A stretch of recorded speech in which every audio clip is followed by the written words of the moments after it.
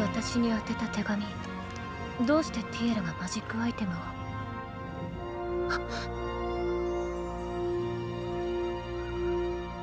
主。 So it might not have felt like it, but this episode of New Gate actually covered a really, really broad range of stuff here. And I'm just going to say how I love that Tiara, I think is her name, right? I think Tiara is her name. I like how she had the foresight to go ahead and send a letter after Shin explained, like, hey, here's how these magical letters work. For some reason, it's not getting through to Shni or Shnae or however you say this elf's name. He's like, it's not getting through to her. But if you see her, like, have her send a letter to me, and wherever she's at, like, if you hear from her, send me a letter and I'll make my way over there, like, ASAP. I like how she had the foresight to go ahead and send, like, you know, like, she's like, why don't I just send a letter over to her right now? And she did. And that's where the episode ended, is we see that she's being notified that her master has finally returned. And that gives even more, how do you say it? Power, I guess. If you pay attention to the ED, it's all about Shnae or Shni, however, you know, it's all about this elf, you know, that Shin had being left alone in this world for, I mean, seemingly it's been 500 plus years, right? And at some point she decided that enough's enough. I'm tired of waiting. She's going to leave and look for him or do whatever she's going to do.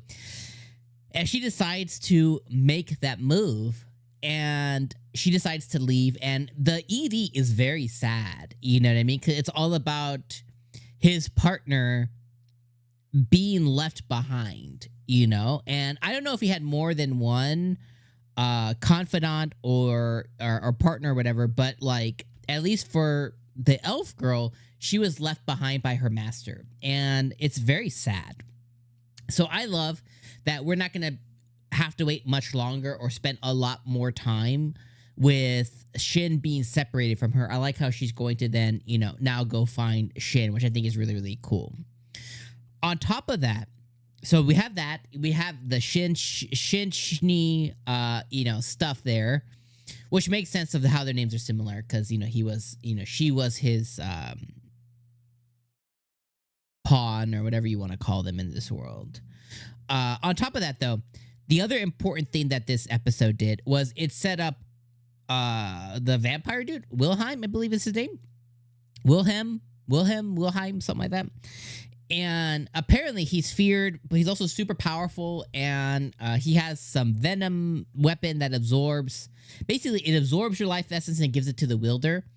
So I think that's a really, really cool thing too. So he basically found someone else in this world who is also pretty powerful, although not anywhere near his level, but in consideration of the power level scaling of the world, he's pretty up there.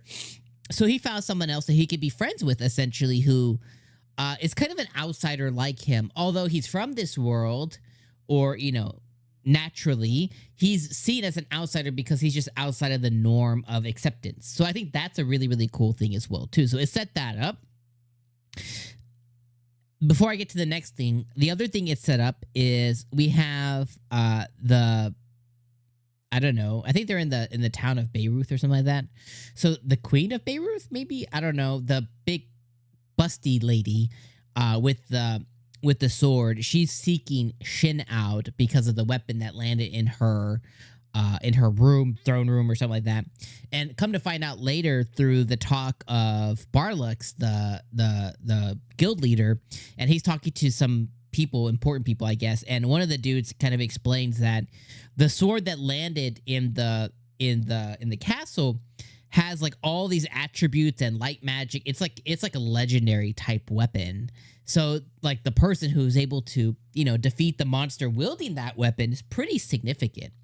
So I like that storyline. So that sets up that storyline. So now we have the Shni storyline. Now we have the Wilhelm storyline, or Wilhelm, whatever. Now we have the Queen of Beirut storyline.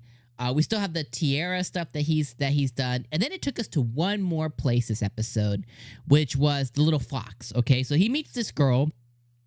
I think her name's Millie or Millis or something like that. So he meets this little baby fox girl or fox person.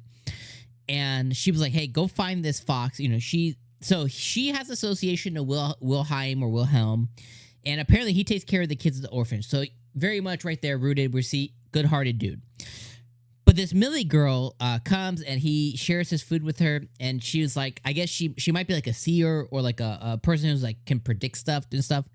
Or maybe she just knew of this. But she's like, hey, go find and protect the fox in the North Forest or something.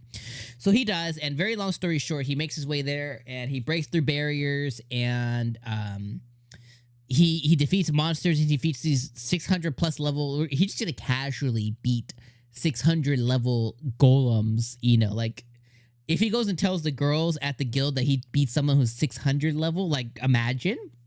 Super SSSSS class. But he casually beats these things and he gets a new partner or a new like pet or something like that. But he gets this little fox and he cures it. And now this fox apparently is like a legendary type monster in this world, like a legendary type, beast in this world who's typically has like a humanoid presence or is like a really like big 𝐒𝐮𝐩𝐸𝐶 fox thing. But obviously it's a little baby. It's a little baby, but they can understand him.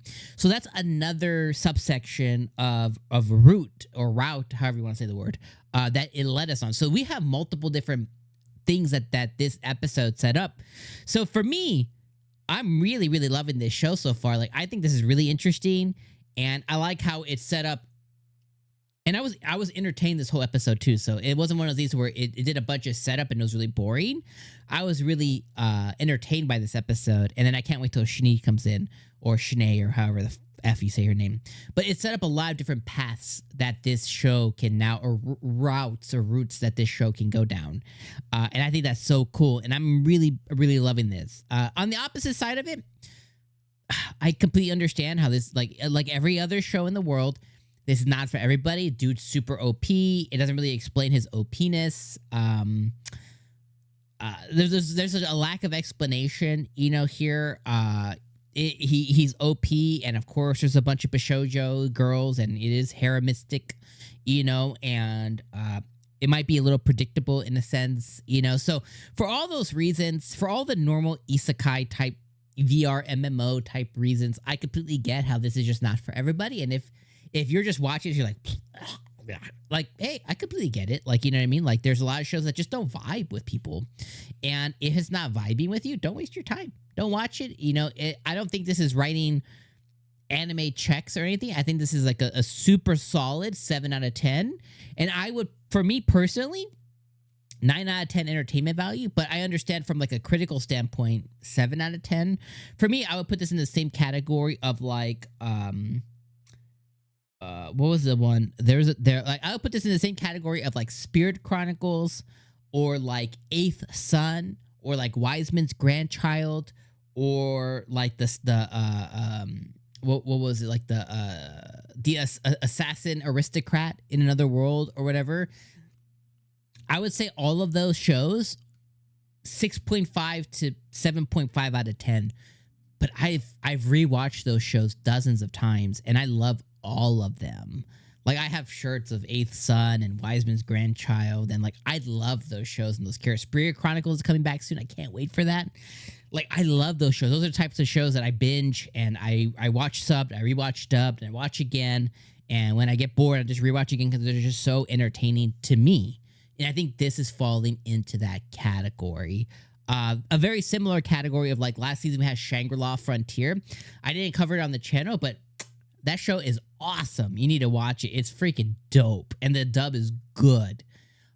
So I would put that in the same category of like that show. So that's where I'm at with this show so far. Let me know your thoughts. Be real in the comments. If you hate it, tell me why. Be passionate. If you love it, tell me why. Be passionate in the comments. And if you're in between of like, I don't know, Dom, we're going to give another episode, see how it goes. But I may write it off or I may love it. I don't know. Let me know in the comments. I'll see you next week, friends.